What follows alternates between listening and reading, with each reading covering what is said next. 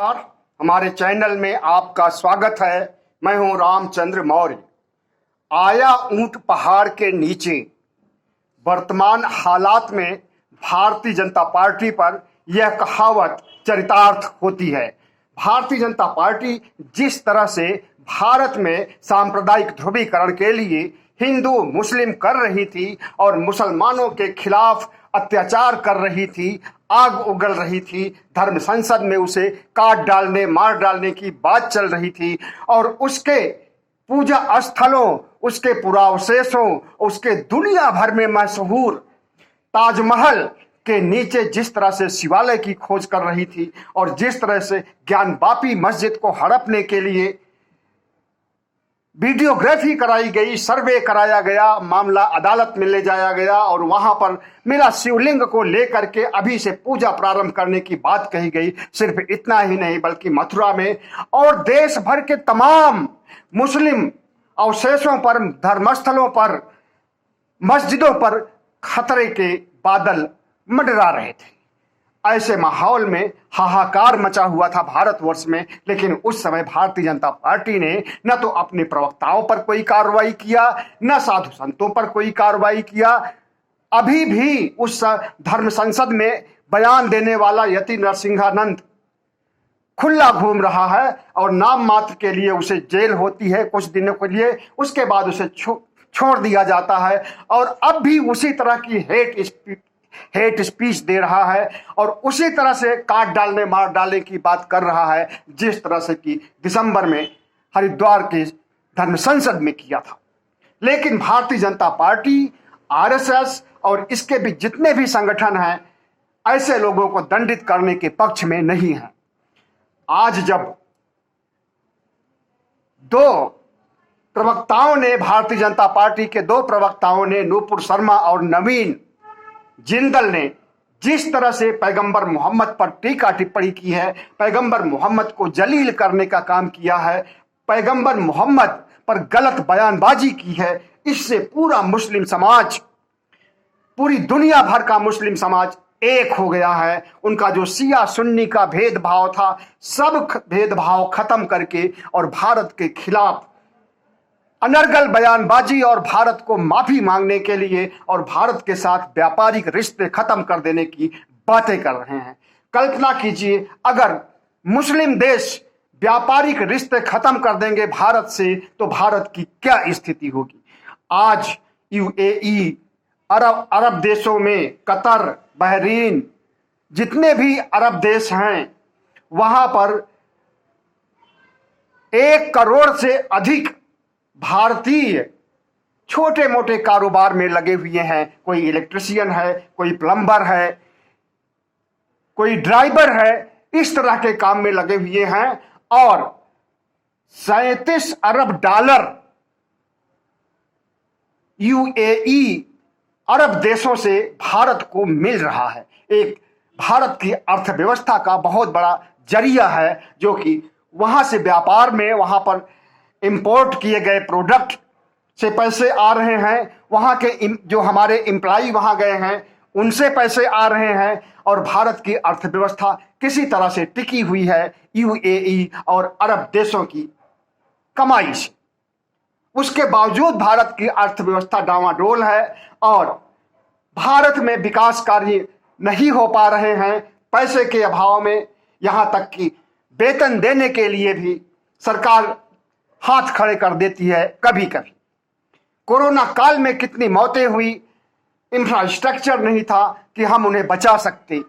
47 लाख से ज्यादा मौतें हो गई। अगर हमारे पास हेल्थ इंफ्रास्ट्रक्चर होता, हमारे पास पैसे होते, हमारे पास ऑक्सीजन होता, वेंटिलेटर होता, दवाएं होती,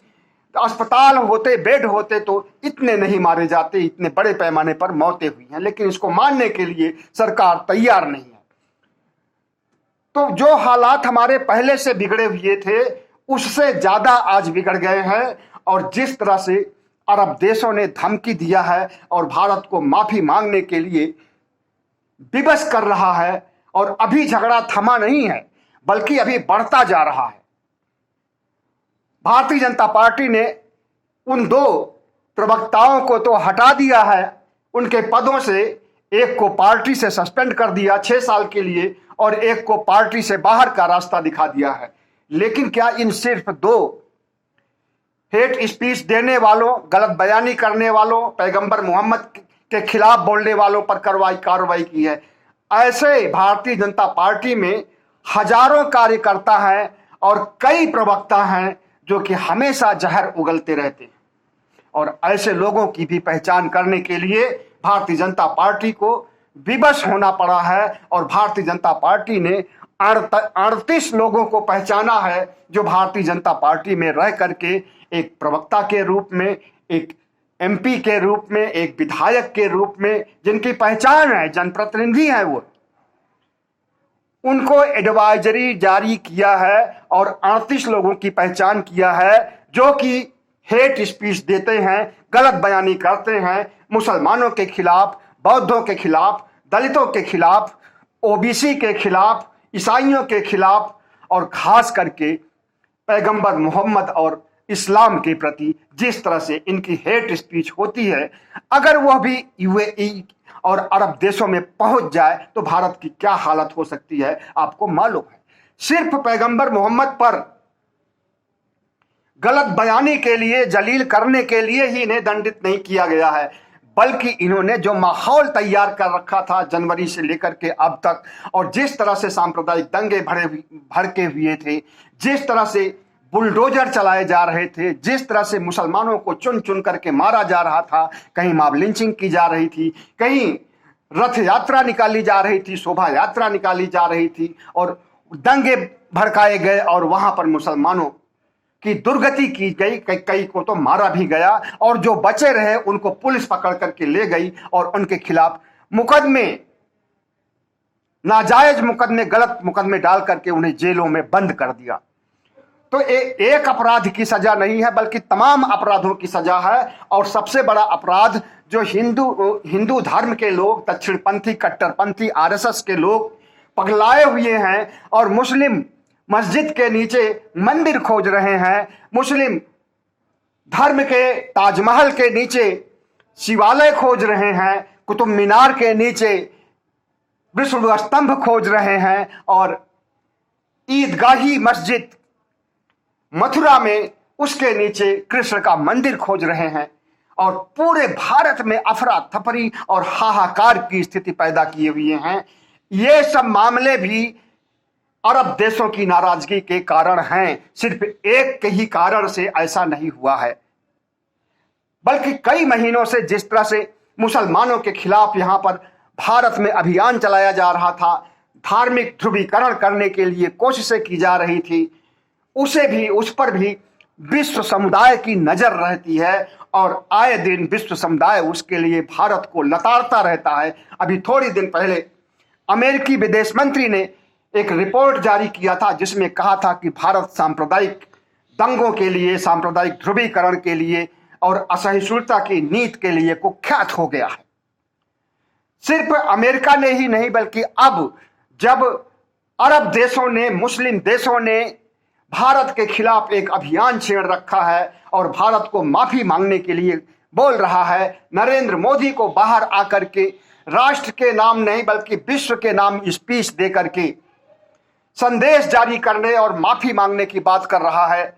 अगर मुस्लिम बहुल विश्व के समुदाय के लोग, तो ऐसे में क्या कहा जाना चाहिए कि आज भारत कहां पर नजर आ रहा है, किस अंधी गुफा की ओर जा रहा है और किस मुकाम पर आ गया है और हमारी क्या स्थिति हो गई है विश्व मंच पर। न सिर्फ हमारी विश्व मंच पर फजीहत हो रही है, बेइज्जती हो रही है, अपमान हो रहा है, बल्कि अगर भारतीय जनता पार्टी और इनके हेट स्पीच देने वाले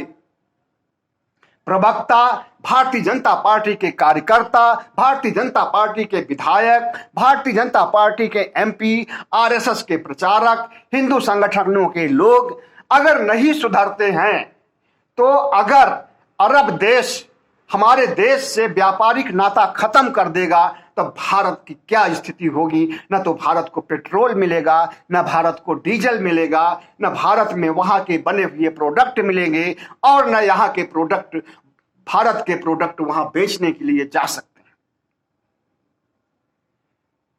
अभी देखिए, एक ताजा खबर है कि भारत की चाय पत्ती का बहिष्कार किया गया है दुनिया के कई देशों में,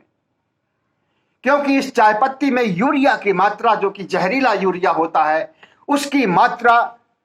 औसत से कई गुना ज्यादा हो गई है। और अगर चाय पत्ती खरीदना बंद कर दिया विश्व समुदाय ने, और भारत का निर्यात करने का सबसे बड़ा प्रोडक्ट चाय पत्ती ही है, चाय पत्ती से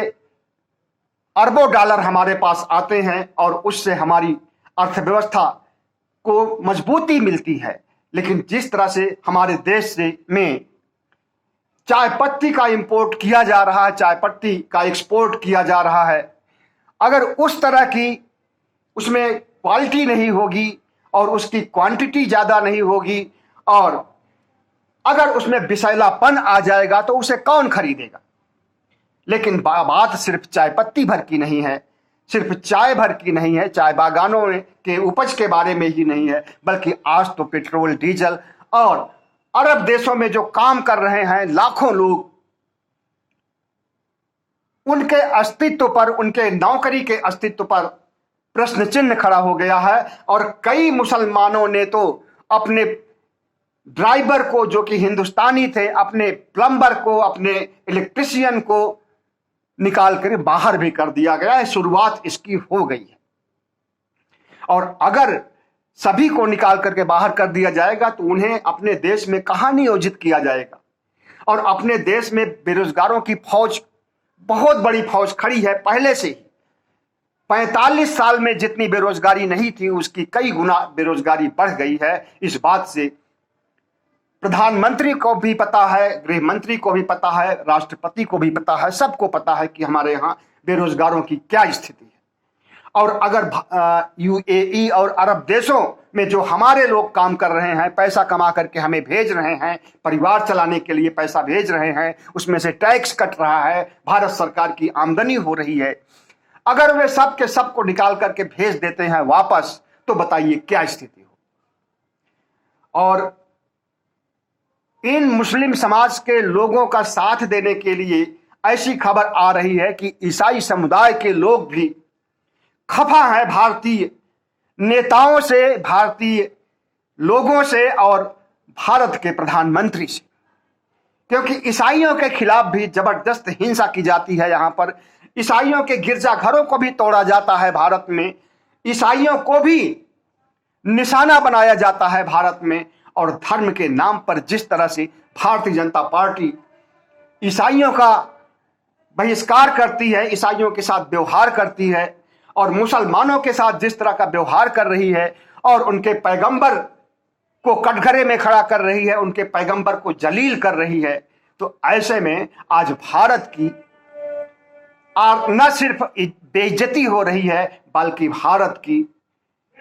अर्थव्यवस्था पर भी प्रश्न चिन्ह खड़ा हो गया है कि अगर अरब देशों ने ठान लिया और वे डीजल की, तेल की, कच्चे तेल की सप्लाई बंद कर देंगे, अपने यहाँ काम कर रहे लोगों को निकाल करके बाहर कर देंगे और भारत से व्यापारिक रिश्ता तोड़ लेंगे, तो भारत की कमर टूट जाएगी। और इन्हीं वजहों से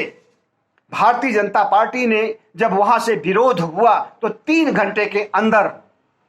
इन 2 प्रवक्ताओं को निकाल करके बाहर किया। लेकिन सवाल उठता है कि कितने प्रवक्ताओं को निकाल करके बाहर करेंगे। सारे प्रवक्ता इनके हेट स्पीच देने वाले हैं। संबित पात्रा हुए, जफर इस्लाम हुए, और जितने भी हैं सब के सब तो हेट स्पीच देते हैं। अब भारतीय जनता पार्टी ने इन दोनों को बाहर करने के बाद 38 लोगों की पहचान किया है कि जो हेट स्पीच देते हैं, मुसलमानों के खिलाफ गलत बयानी करते हैं, मुसलमानों के धर्मस्थलों पर कब्जा जमाने की बात करते हैं, शिवालय ढूंढने की बात करते हैं, और मुस्लिम के खिलाफ